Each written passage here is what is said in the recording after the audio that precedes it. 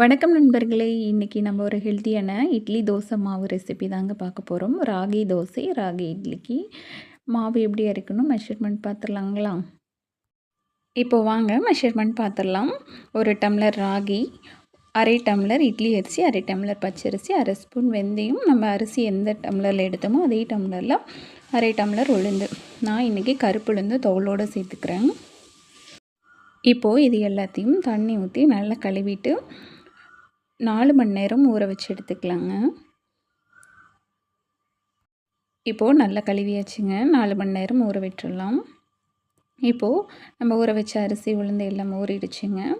இப்போது நம்ம நார்மலாக எப்படி இட்லி தோசைக்கு மாவு அரைப்போமோ அதே போல் அரைச்சி எடுத்துக்கலாங்க.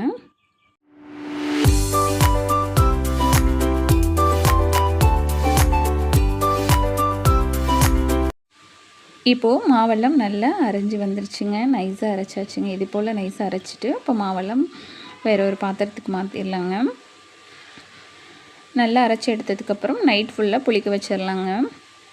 இப்போ பாருங்கள், அடுத்த நாள் காலையில் நம்ம பார்க்குறோம் மாவு நல்லா புளிச்சிருச்சுங்க.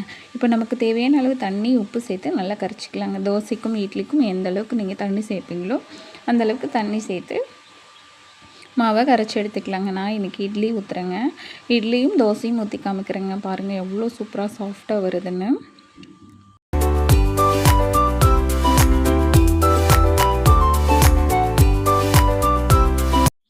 பாருங்கள் இட்லிலாம் சூப்பராக சாஃப்டாக வெந்து வந்துடுச்சுங்க. இப்போ எடுத்துடலாம்.